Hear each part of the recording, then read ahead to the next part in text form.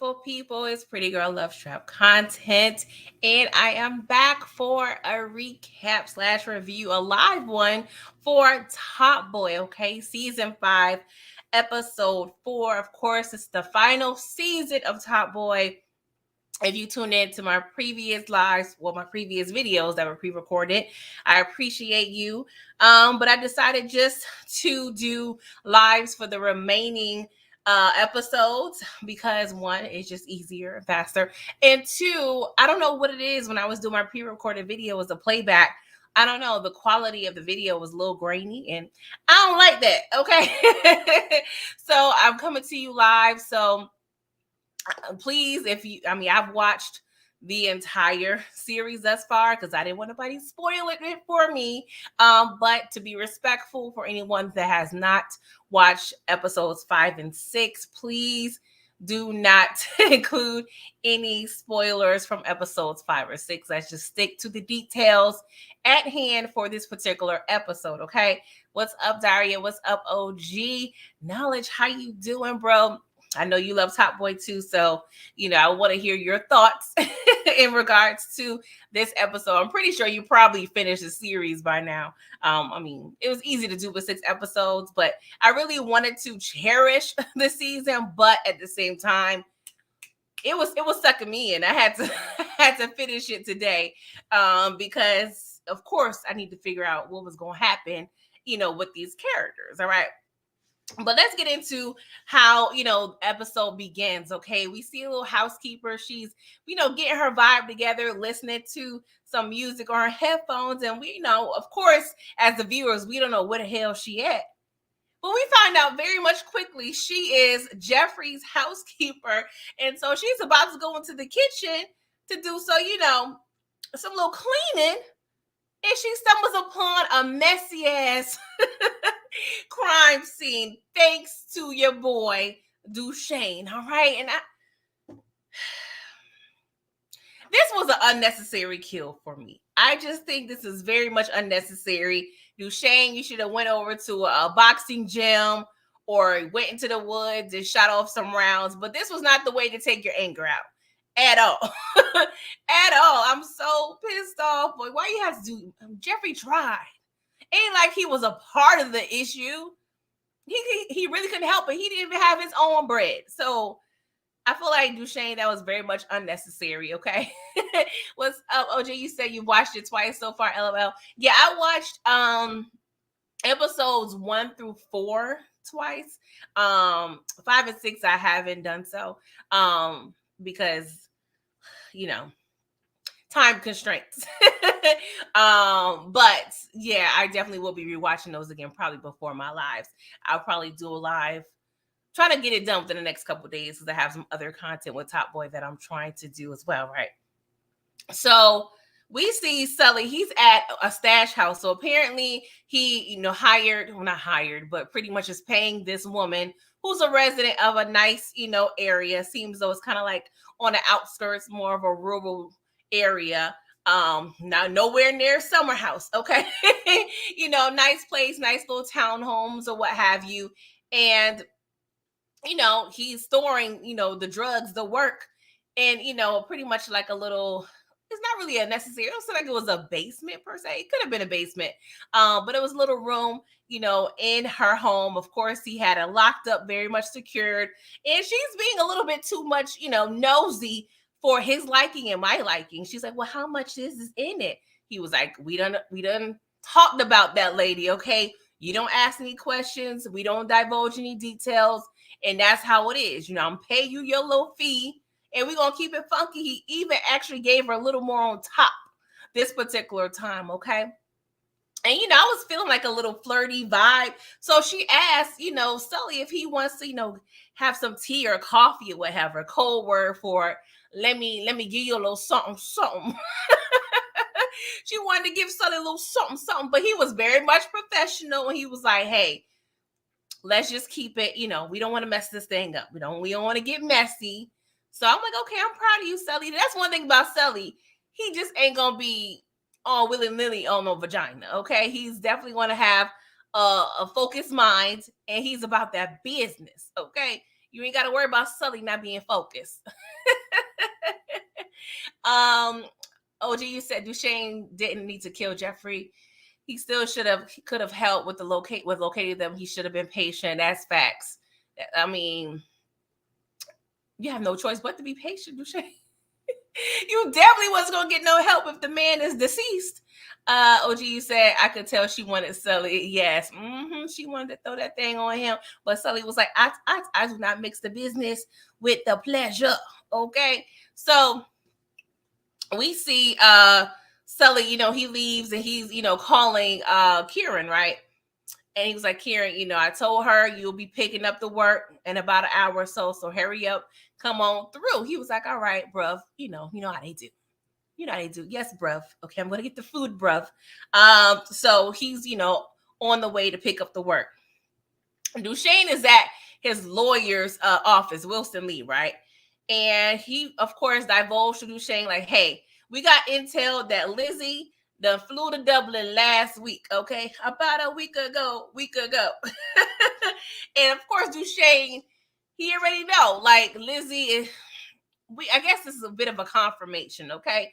Not necessarily that we completely question Lizzie being a part of it, but this is kind of proof, like, yeah, she over here being shady with the 16 milli. This is what I'm saying. You never put all your eggs in one basket. You just don't do that. I mean, I would have gave maybe life.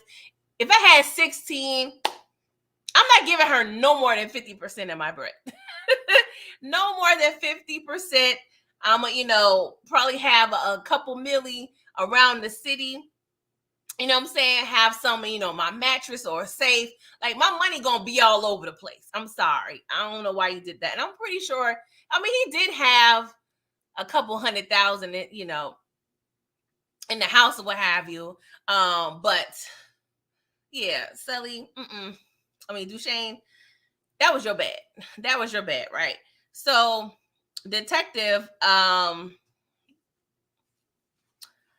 detective that the lawyer hired, he wants an additional 20K to find Lizzie. And I'm like, they're really squeezing that, right? It's giving very much scam likely. Like, you know what? I'm going to bleed him because he's already been giving him 5K here, 5K there. But at this point, Duchesne is at their beck and call. So I can invest 20K to find somebody that got my 16 milli. Okay, that's seems like, a little drop in the bucket, right? So Mandy, she's over there buying groceries, or she peeps, a schoolgirl. I'm pretty sure it's probably one of Aaron's friends, in the street. So she passes her by. She was like, hold up. I don't like the direction this young lady is going. So she follows her. And of course, it's like the little flea market or whatever, little farmer's market that, the crew sells drugs at. And so she's, pressing Kieran. She was like, Kieran, all that we did to keep you free from going back to Amistad, and you over here playing around still selling drugs, and you selling drugs to school age kids, like, you should be ashamed of yourself. Like, dang, bruv, what are we doing here? So he did look like he had some remorse. Like, one thing about some of these characters, yes, they're selling drugs, but like most drug dealers, you have a soft spot, you have a conscience. So, Kieran, he really is, doing good with acting in terms of this particular scene, because you could tell he knows what he's doing. Of course, it's not right, but he's starting to feel a little bad. Like, dang, y'all did stick y'all neck out for a brother, and I'm over here being trash over here at the farmer's market. So she was like, yes, are you going to be at the protest for tomorrow? We need you there. And I'm like, first of all, Mandy, puppy break, shawty. We doing too much. We doing too much. I understand we need to be power to the people, but Duchesne, he's over there, stressed out because the block is already hot. All right. We done got Kieran free. All right, cool. Why we got to have another protest? I mean, I'm all for the positivity, but I was a little worried at this point. I'm like, we are over here doing most stuff. We got more stuff playing. Like, I don't know. I'm really suspicious at this point. Why did we have to go ahead and have a protest? Oh, Jesus Christ. At least spread it out a little bit. 2 in 1 week. I think it's kind of overkill. OG, you said Duchesne had to wash his money because he had too much money. He always wanted. Um, he was always on the police radar. That's why he had them wash the money. He said, "Yeah, I do remember that. That's why." But I feel like I still, even if he would have, I know when that business is kind of hard finding people to wash your money, but I don't know. Just a part of me wishes like, okay, give her 14, give her 13 million. You know what I'm saying?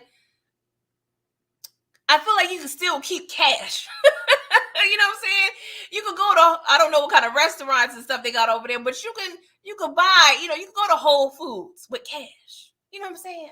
Like there's a lot of things you could do with cash. No, of course, anything over $10,000 is suspicious. But I'm just really thinking like, hey, there still was other options out there, not to give her everything. And he didn't necessarily made it clear like she had everything, but she had most of it at the very least. So I understood why he, was using her, but I'm just really just an advocate for not putting all your eggs in one basket. Like I said, it's not, easy finding people that can do things for you under the table. But hey, that's water under the bridge at this point. That's water under the bridge. Yes, he put up way too much for my liking. I'm just saying, I'm a little paranoid, okay? So I don't know. That wouldn't have been me. So, Steph, we see him talking with Jamie on the bench. That's what the brothers normally used to do, is be on a bench, talk to their parents at the park. Very just, it's a little heartwarming. It's a little sad to see him on a bench by himself. I never touched on this. I apologize. But in the previous, maybe episode 2, maybe it was episode 3, when we was at the silent protest, if you will, for Kieran. He did mention that Aaron was like in another part of town or what have you, doing like marketing, what have you, because we know Aaron was of age, so he doesn't have to be in the system. So it does look like Aaron is doing good, seemingly. Of course, I would have liked to possibly see Aaron, but maybe we didn't call for that, of course, in this particular installment of the show. But I still would have liked it. That would have gave me a little more closure. Even if Aaron would have came to visit Steph at the home or something, I would at least like that, because it kind of seems like they're not really communicating too much at this point. And the brothers are pretty close knit, and I would think they were will be extra close knit now that Jamie is gone. So I can't say I'm disappointed that Aaron wasn't in the show, but I would have liked to see him, just a scene or two, even just having Steph on the phone with Aaron, just kind of, what they say, chatting it up, chatting it up for a bit, so just a little something. But that's all right. We still get a little intel on what Aaron has going on. So we see Mandy, she actually was buying those groceries and the food for Jacques. So she goes to Jacques' crib. And, I really appreciate that, because Mandy's over here. She's just really looking out for the community. And she starts hinting on a few things. And Jacques over here, she's trying to be zen. She over here rolling up her weed, like she's trying to get her mind together, because, of course, we still mourning, right? And so Mandy started talking about, her experience in the pen and, what she had to go through and everything. And she pretty much starts insinuating that Jacques needs to hold herself accountable for what happened to Lauren. She pretty much said Lauren is dead because she took drugs that you sell. How do y'all feel about that? I really...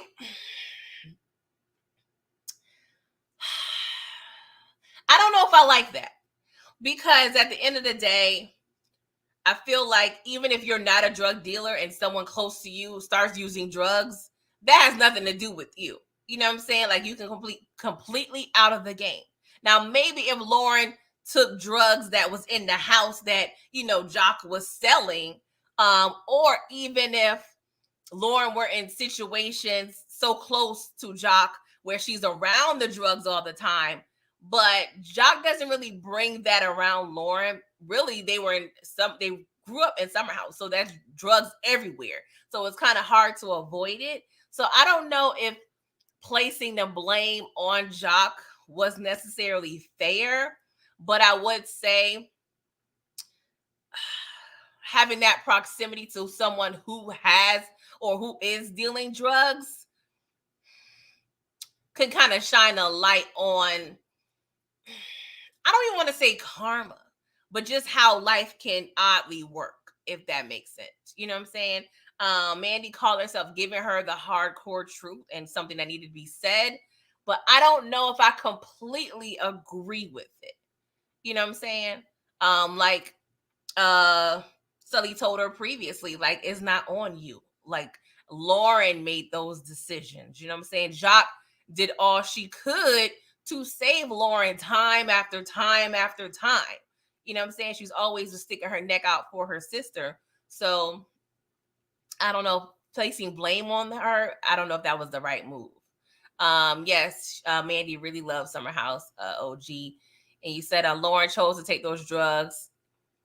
It was on her, not Jai. Yes. Okay. I'm glad you kind of see my point of view, because I'm like, I don't know, Mandy.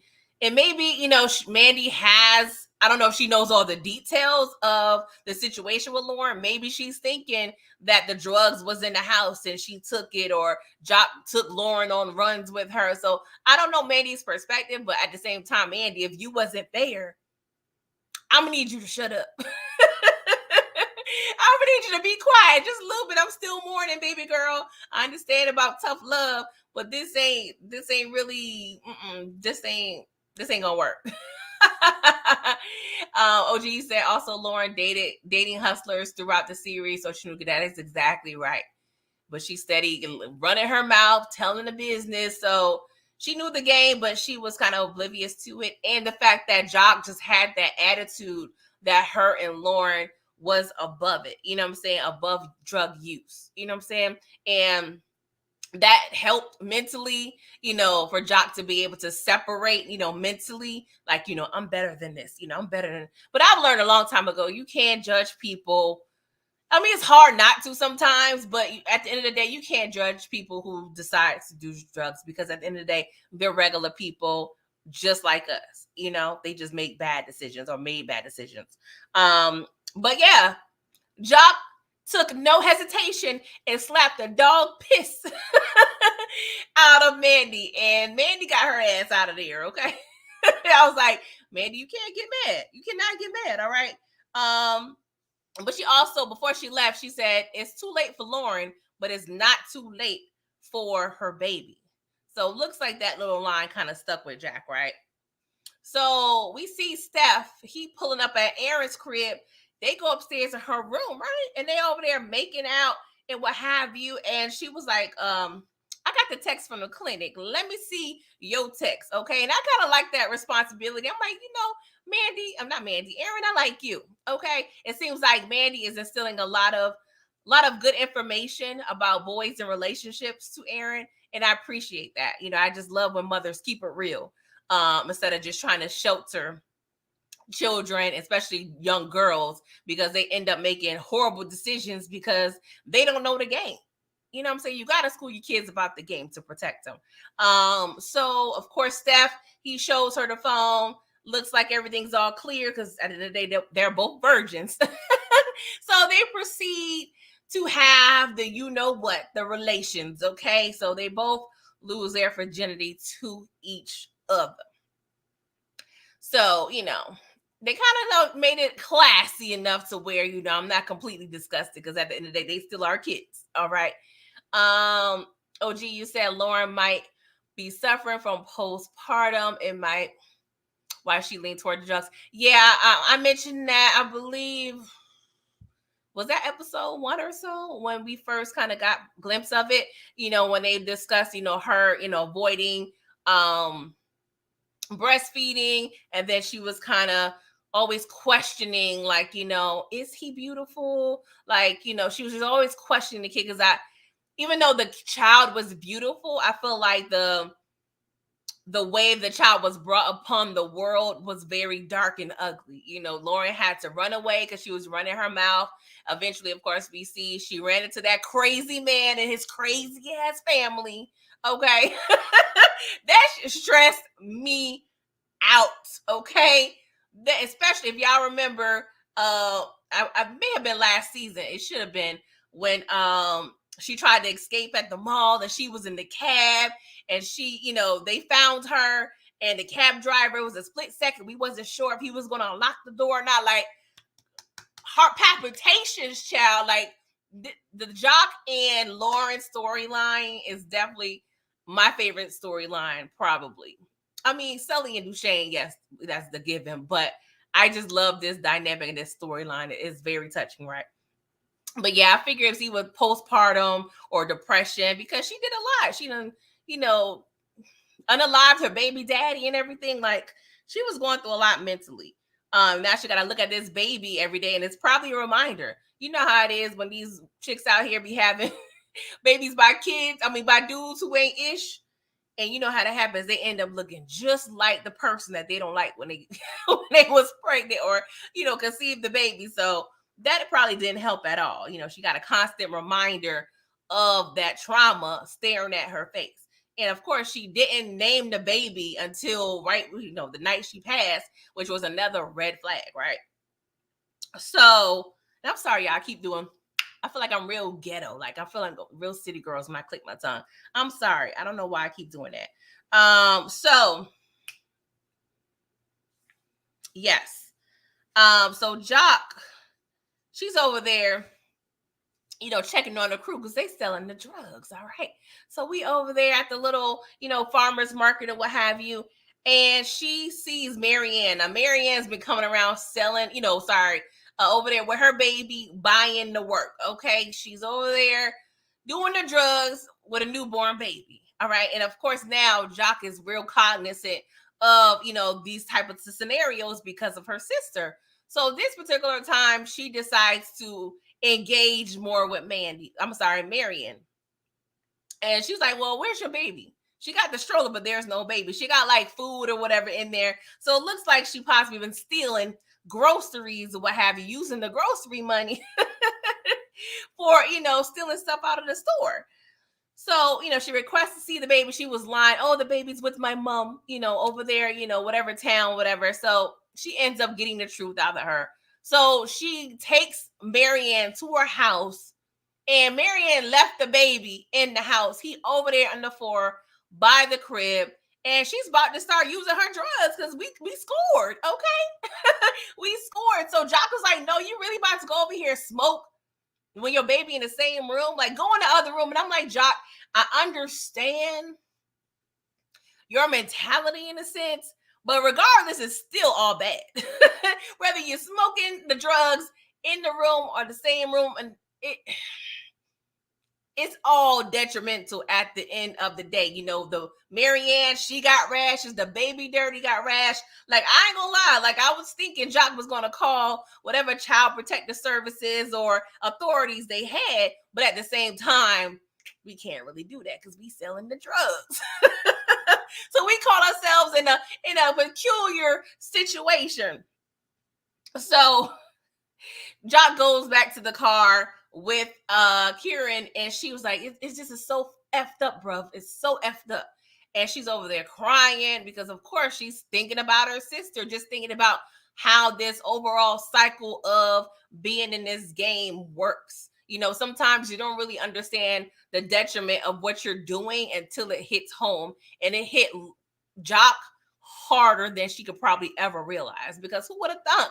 Lauren was a beautiful girl, outgoing, confident, and she fell victim. So nobody at this point, in terms of, Jock's perspective, is obscure from, going on drugs. Like, nobody, it can happen to anybody. You know what I'm saying? OG, you said Marianne looks like those drugs are eating her up. She just said, yeah, she was looking real bad. I'm like, oh, girl, what you been, you had something with some rat poisoning? Like, it looks really horrible. Really horrible. I thought Jock was going to take that baby away. and take her to the house or something. I'm like, all right, y'all, we over there struggling with what, baby? I'm gonna need you to calm down. I don't know. And OG, let me know what did you think, or whoever's watching or can chat, what do you think Jock's mentality was, or her purpose in terms of finding the baby? Because she ends up going there and not really doing anything. You know what I'm saying? So what exactly what did you think you was going to do by going to Marianne's house? To confirm the baby was there or was safe or was alive? I ain't gonna lie, I kind of low-key thought Marianne done sold the baby. I was like, Marianne, you done sold the baby. We already know the people was doing that.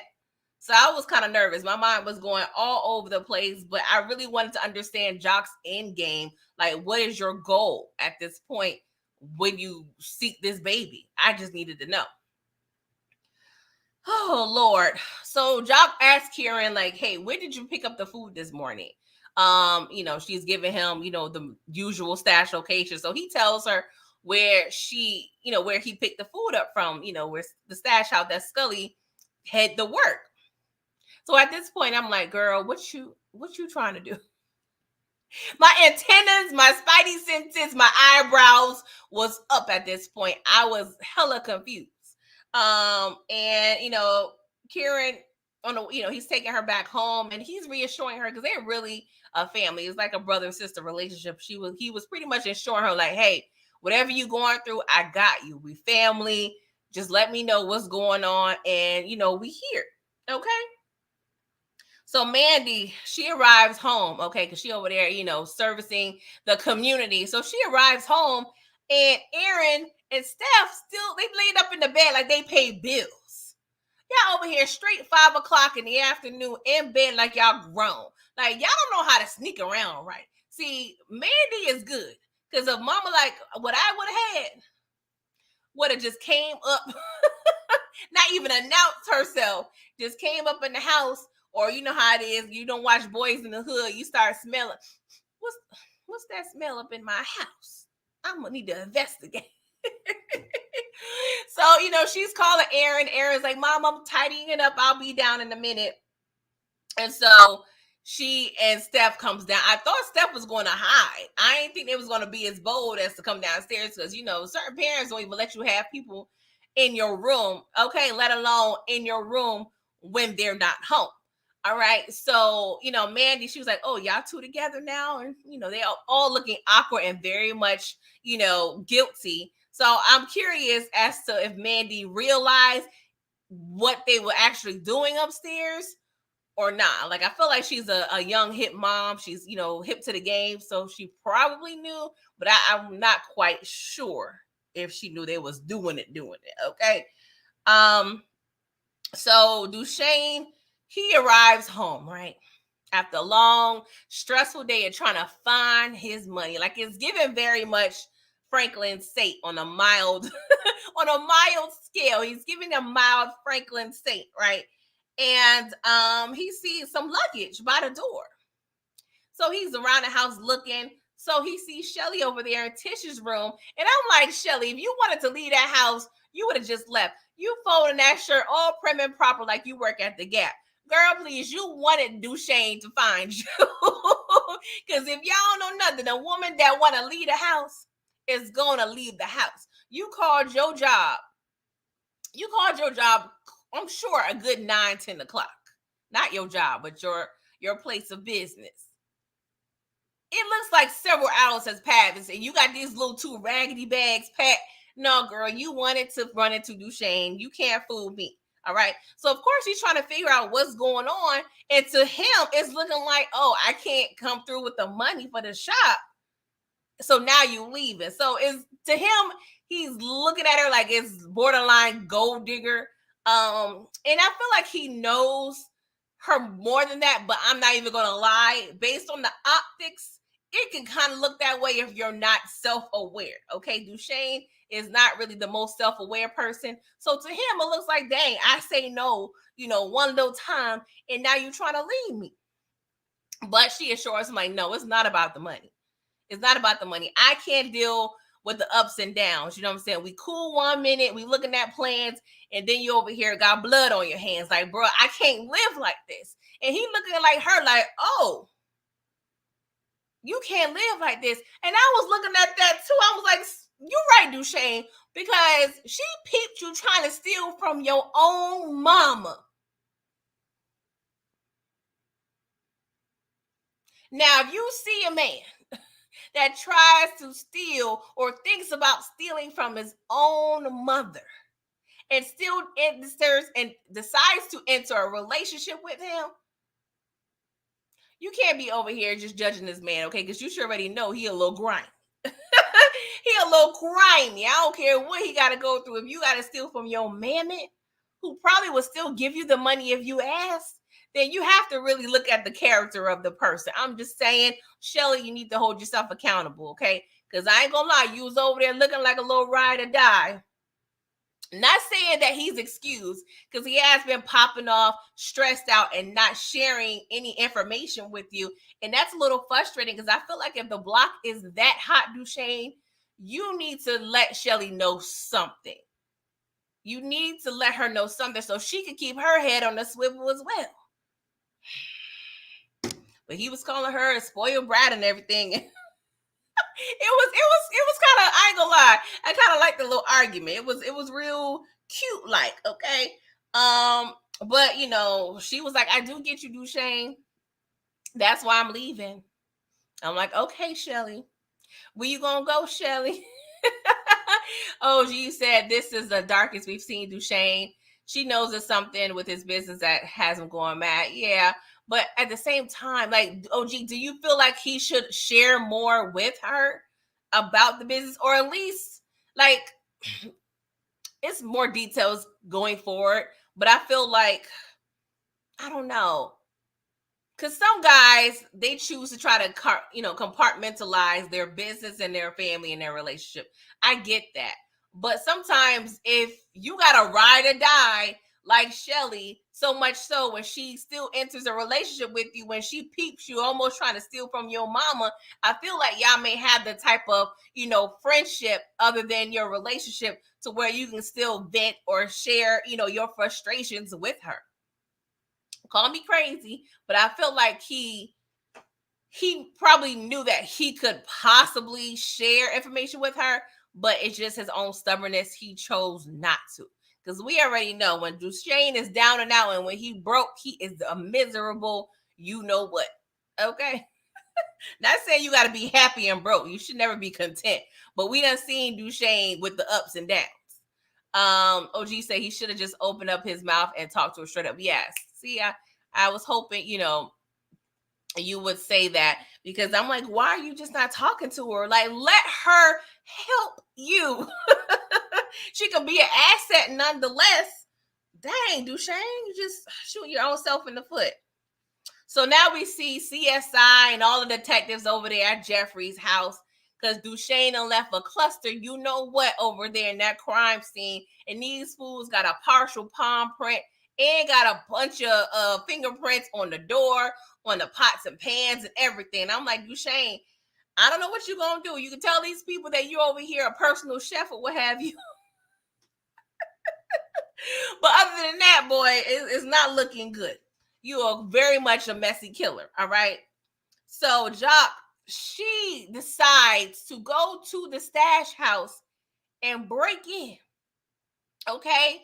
Now, the resident, Antonia, she's on the phone. She vibing. She having her a good little time. She got her wine. She talking to her friends. Like, she got the mood light all real romantic and whatnot. So she hears a little noise. So of course she tries to investigate. Okay?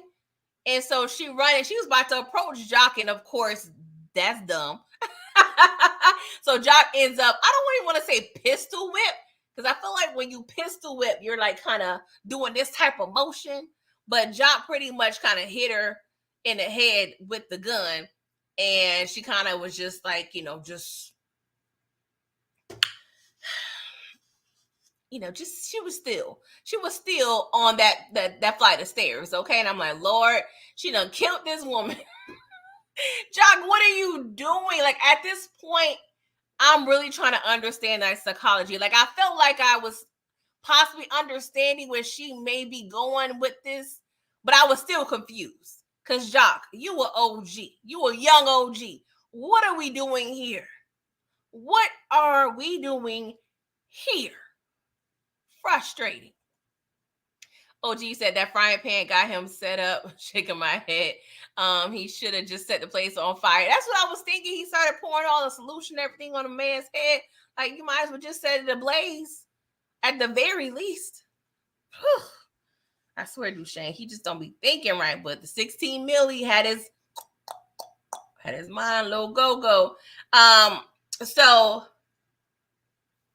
Jock, she takes the food. Okay, she takes the 2 bags of work. All right. And so we see Mandy, Aaron, and Steph. They're over there at dinner. And Mandy, she trying to inquire, like, oh, y'all together now? And, of course, they over there smiling at each other because they over there just did the do for the first time. And she was keeping it real. She was like, I got 3 rules. Okay. Y'all be kind and nice to each other. All right. No intimate pictures. Definitely not with no face because it stay on the internet. Okay. Don't be over here on Beyonce's internet showing your goods. All right. And rule number 3, no babies. Okay. I ain't got time. I'm too fine and sexy to be over here being called somebody grandmama. So y'all need to put on that protection. But I ain't gonna lie, Mandy. I'm like, you would low key be proud of Aaron because she done had this boy at the clinic. Okay, a whole virgin at the clinic getting tested. You did a good job, Mandy. You and Driz did a good job.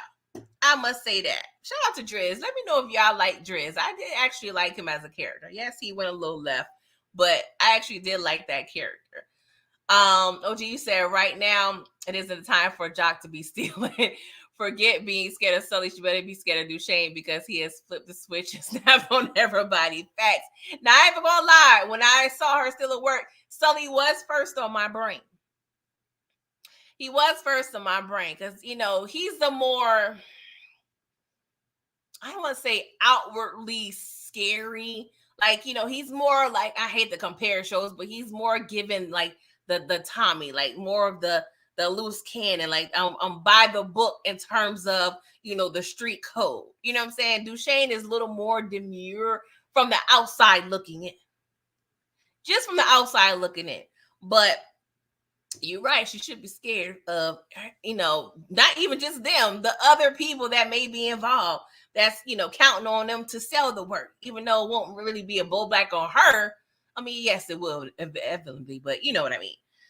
Oh Lord, what are we doing, Jock? Child, Jesus Christ.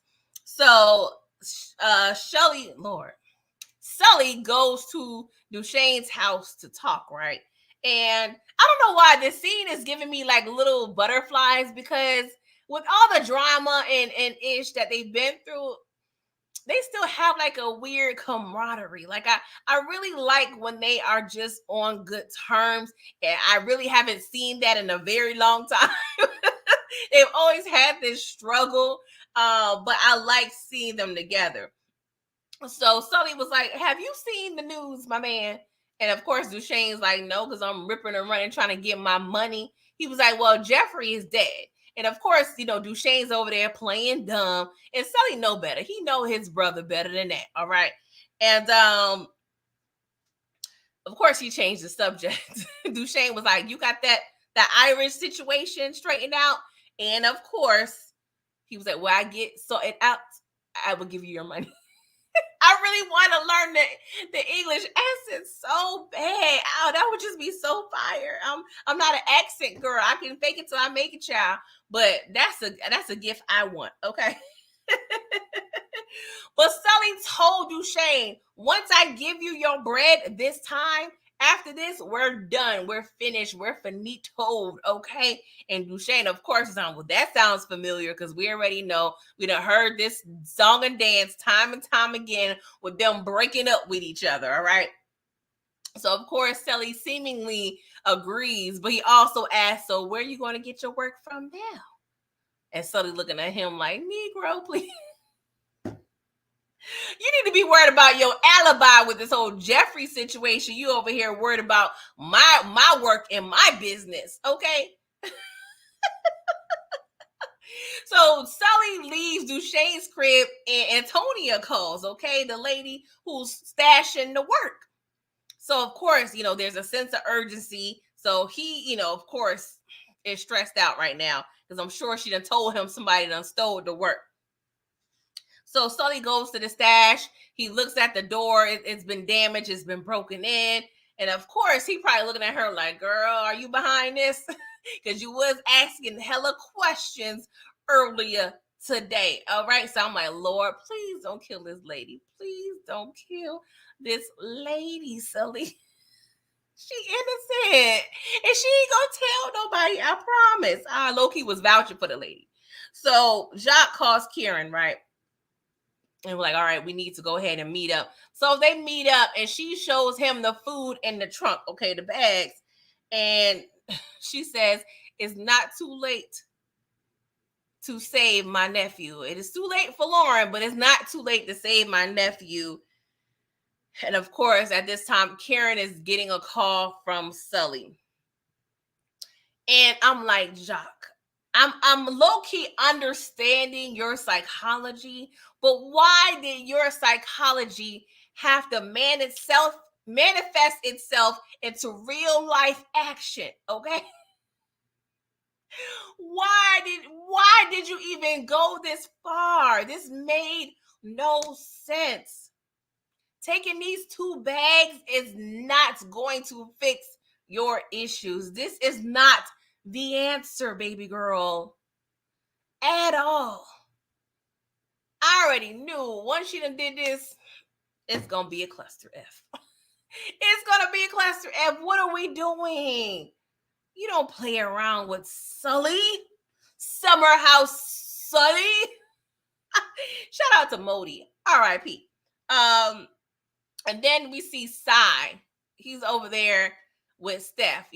Steph now, he's starting to smoke. He's starting to drink. He done got his little Peter Weeder wet. So he over here growing up real fast, right?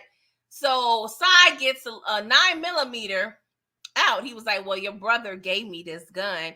And he low-key gives Steph a whole tutorial on how to, work the gun. Like, hey, here are the magazines. You got certain amount of, I want to say 13 or 15, 16 bullets. I don't do the guns too much, y'all. So I apologize if I don't have the exact number. But he was showing old boy how to work the gun and, how to hold it. It was all cute little, coming of age experience. And at this point, I'm getting nervous now. I'm getting nervous. But that was the end of the episode. It was fire, of course. I mean, of course, it's in the credits. But whoever's behind all the writing and the directing and the producing, please, we need more shows. You guys are executing this story perfectly, in my opinion. I really, really love this show because I've been watching Top Boy. Of course, it's only been 4 of the seasons, but I've been aware of it for like a decade now, and no complaints. I literally don't have any complaints about this show. And that's rare. Okay. I don't ask for much. I just ask for consistency and just for you guys to just show us quality work. So I appreciate you guys for being behind such a great masterpiece and a great storytelling piece of work. Kudos to you, whoever and everybody behind Top Boy and all the actors and everything. OG, you said Jock made a stupid mistake taking those bags. Was nothing because the drugs were going to come back again. Exactly. It's giving very much stopping the war on drugs. You're never going to stop the war on drugs. I'm laughing, but that's just my personality. I just laugh at things, but you're never going to stop it. You can have all the task force, steal all the drugs you think you can steal. It's going to be mass produced regardless, okay? You're just one little small piece of this chessboard. Like, this is not the way. It's not the way. I'm going to charge it to temporary insanity. But at the end of the day, this was not a smart move at all. Oh, Jock. I expected different of you. But she is grieving, so it's like I want to give her a pass, but it's hard. It's hard to really just excuse that. Like that move just did not make any logical sense whatsoever. You give it an 8.5. Yeah, I'll probably give it a 9. At least a 9 for me. Like I don't really have any complaints at all. But thank you for coming through. I appreciate your commentary, OG. I really love, talking about this show. Such quality work.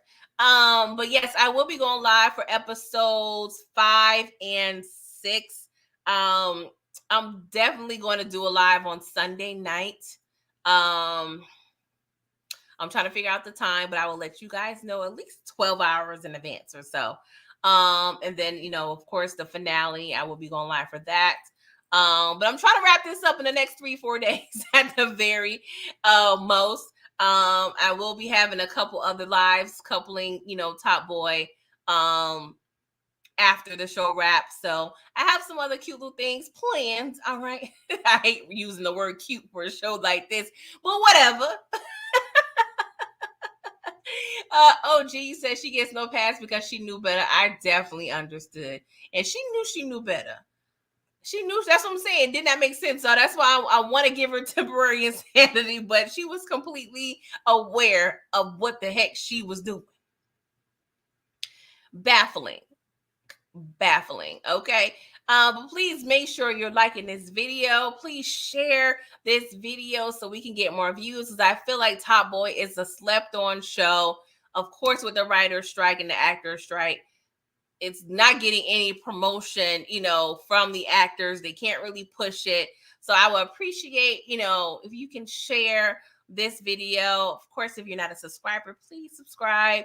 And I will definitely post in the community tab when I plan on reviewing or recapping episode 5. It may be as early as tomorrow, at the very latest Sunday night. All right. Well, you guys have a good weekend. And if you don't know, I also review Winning Time, also review the OG Power, also review Power 4 Force, everything in the Power universe, and subscribe. We have a good time over here. Okay. All right. Well, enjoy the rest of your evening, and I will catch you guys on the next one. Toodles.